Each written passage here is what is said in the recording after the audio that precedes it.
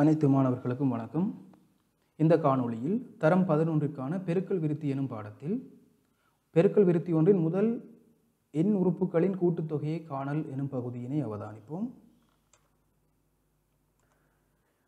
முதல் உறுப்பு ஏயும் பொது விகிதம் R ஆகவும் உடைய பெருக்கல் விருத்தியின் முதல் எண் உறுப்புகளின் கூட்டுத்தொகை Sn ஆகும்.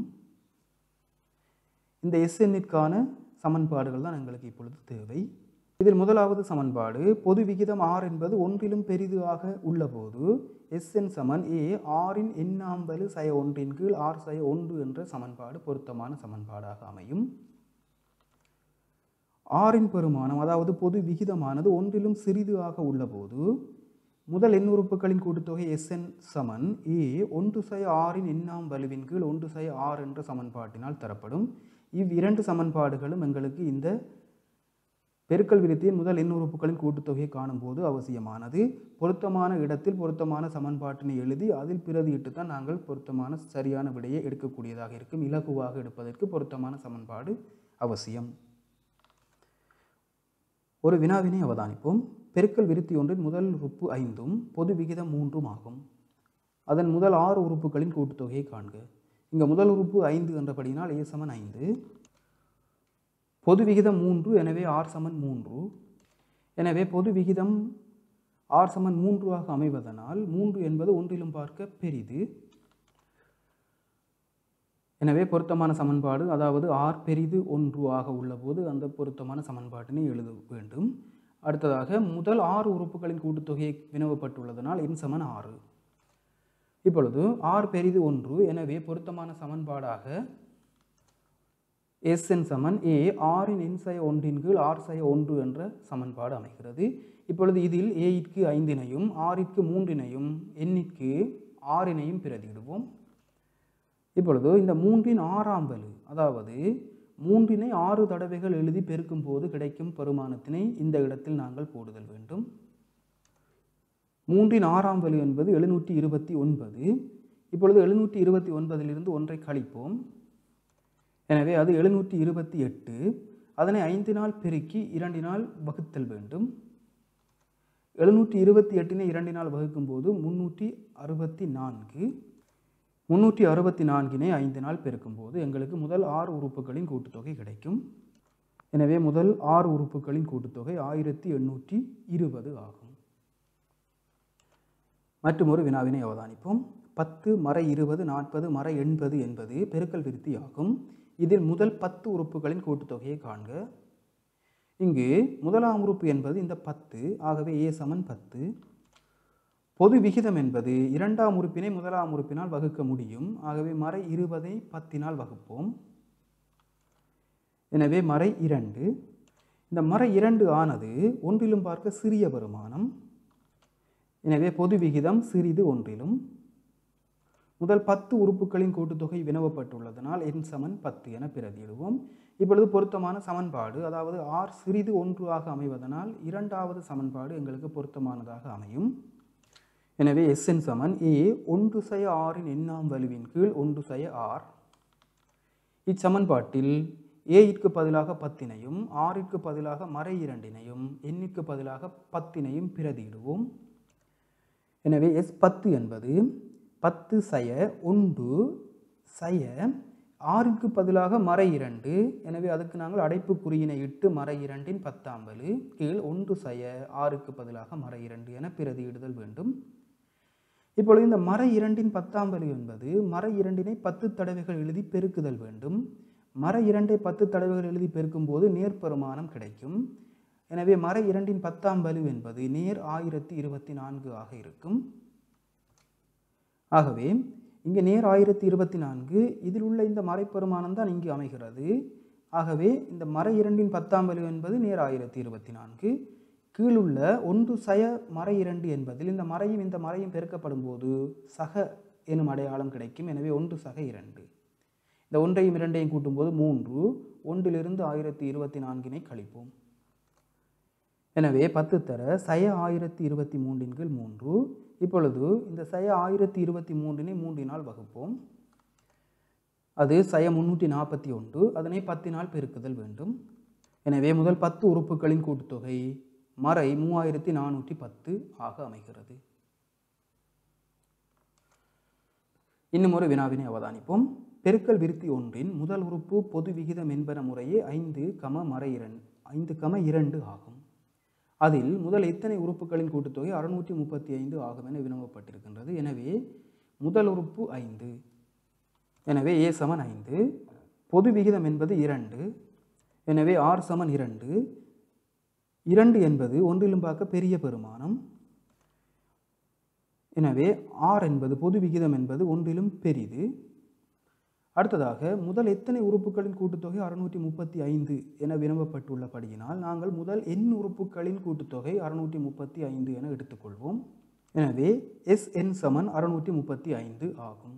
இப்பொழுது நாங்கள் பொருத்தமான சமன்பாட்டினை எழுதுவோம். அதற்காக இந்த பொது விகிதத்தினைத்தான் நாங்கள் அவதானிக்க வேண்டும். பொது விகிதம் r ஆனது ஒன்றிலும் பெரிது ஆக உள்ளபடியினால் நாங்கள் எழுத வேண்டிய பொருத்தமான சமன்பாடு ஆக Sn = a rன் n/1 r/1 அமைகிறது. இங்கு Snக்கு பதிலாக 635னையும் aக்கு பதிலாக 5னையும் rக்கு பதிலாக 2னையும் நாங்கள் பிரதியிடுதல் வேண்டும். இப்பொழுது 2லிருந்து 1ஐ கழிக்கும் போது 1.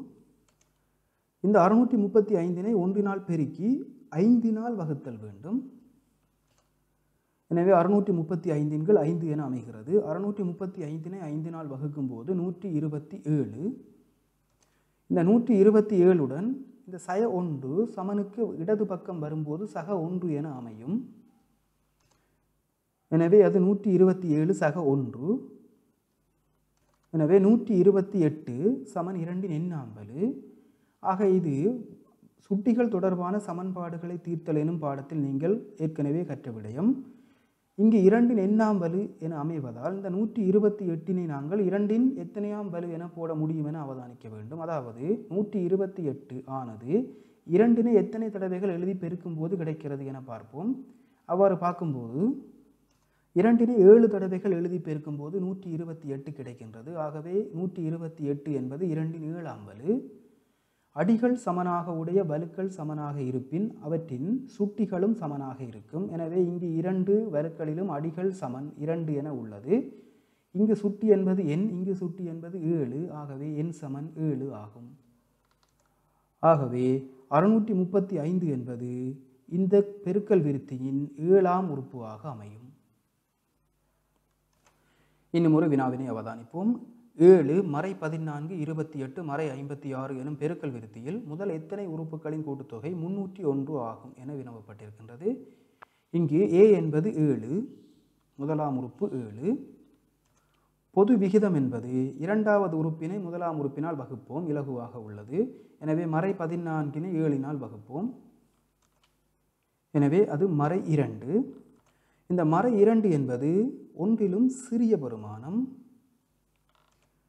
ஆகவே பொது விகிதமானது ஒன்றிலும் சிறிய பெருமானமாக உள்ளது இந்த பெருக்கல் விருத்தியில். அடுத்ததாக முதல் எத்தனை உறுப்புகளின் கூட்டுத்தொகை 301 என வினவப்பட்டிருக்கின்றது. எனவே நாங்கள் முதல் n உறுப்புகளின் கூட்டுத்தொகை 301 என எடுத்துக்கொள்வோம். ஆகவே Sn = 301. இப்பொழுது பொருத்தமான சமன்பாட்டினை நாங்கள் எழுதுவதற்காக இந்த பொது விகிதத்தினை அவதானிக்கின்றோம். பொது விகிதம் r ஆனது ஒன்றிலும் சிறிது. ஒன்றிலும் சிறிது ஆக பொது விகிதம் உள்ளபோது நாங்கள் இரண்டாவது சமன்பாடு எங்களுக்கு பொருத்தமானதாக அமையும். எனவே Sn = a 1/r இன் எண்ணாம் பலுவின் கீழ் 1/r. இதற்கு Snற்கு பதிலாக 301னையும் aற்கு பதிலாக 7னையும் rற்கு மறை 2னையும் பிரதியிட்டு நாங்கள் எண்ணினை காணுதல் வேண்டும். எனவே 301 = 7 1 இந்த rற்கு பதிலாக மறை 2னை பிரதியிடும் போது நாங்கள் முன்னர் பார்த்ததை போன்று மறை 2க்கு நாங்கள் அடைப்புக்குறி கட்டாயமாக இட்டிருத்தல் வேண்டும். மறை 2ன் எண்ணாம் பலு கீழ் 1 மறை 2ற்கு அடைப்புக்குறியை இட்டு கொள்ளுங்கள். இப்பொழுது இந்த மறையும் பெருக்கப்படும் போது 1/2 என அமையும். எனவே 1/2 என்பது 3. இப்பொழுது இந்த 301னை இந்த 3னால் பெருக்கி இந்த 7னால் வகுத்தல் வேண்டும். 301னை 7னால் வகுக்கும் போது 43. 43னை 3னால் பெருக்குவோம். அது 129. இப்பொழுது இந்த சக 1 ஆனது சமனுக்கு இடது பக்கத்திற்கு நாங்கள் கொண்டு வரும்போது சய 1 என அமையும். 129 ஒன்றினை கழிப்போம், அது 128. இங்கே மறை 2 எண்ணாம்பலி என அமைகிறது. இந்த மறை என்பதற்கு முன்னுக்கு நாங்கள் இது மறை 1 என எடுத்துக்கொள்ளலாம். எனவே மறை 1 தர மறை 2 எண்ணாம்பலி எனத்தான் இந்த உறுப்பு அமைந்திருக்கின்றது. எனவே இந்த மறை 1 நாங்கள் சமனுக்கு இடது பக்கம் கொண்டு வரும்போது வகுத்தலாக மாறும். ஆகவே மறை 1 128 வகுத்தல் வேண்டும். அவ்வாறு வகுக்கும் போது இந்த மறை பெருமானம் இங்கு அமையாது. எனவே அந்த மறை 1 128 வகுத்திருக்கின்றோம். 128 மறை 1 வகுக்கும் போது மறை 128. இப்பொழுது இது சுட்டிகள் தொடர்பான சமன்பாடு தீர்த்தல் விடயத்துக்கு மறுபடியும் வந்திருக்கின்றோம். இப்பொழுது மறை 2 எண்ணாம் வலு, இங்கும் மறை 2 எத்தனையாம் வலு மறை 128 என அவதானித்தல் வேண்டும். ஆகவே மறை 2 எத்தனை தடவைகள் எழுதி பெருக்கினால் மறை 128 வரும் என அவதானியுங்கள். மறை 2 7 தடவைகள் எழுதி பெருக்கும் போது மறை 128 வரும். எனவே மறை 128 என்பது மறை 2 7ஆம் வலு. இப்பொழுது இந்த இரு வலுக்களிலும் அடிகள் சமன். இரு வலுக்களிலும் அடி என்பது மறை 2 ஆக உள்ளது. எனவே அடிகள் சமன். அடிகள் சமனாக உடைய இந்த வலுக்கள் சமனாக உள்ள போது அவற்றின் சுட்டிகளும் சமனாக இருக்கும். எனவே இங்கு சுட்டி என்பது n, இங்கு சுட்டி என்பது 7. ஆகவே n சமன் 7 ஆகும். எனவே முதல் 7 உறுப்புகளின் கூட்டுத்தொகை தான் 301 ஆக அமையும் இந்த பெருக்கல் விருத்தியில். நல்லது மாணவர்களே, இந்த பெருக்கல் விருத்தியின் முதல் n உறுப்புகளின் கூட்டுத்தொகை காண்பது தொடர்பான அடிப்படையான விடயங்களை இந்த காணொளியில் உங்களுக்கு விளங்கப்படுத்தி இருக்கின்றேன். இது தொடர்பான மேலதிக விளக்கங்களை நீங்கள் உங்களது பாட புத்தகத்தில் உள்ள வினாக்களினை செய்யும் போது பெற்றுக்கொள்ள முடியும்.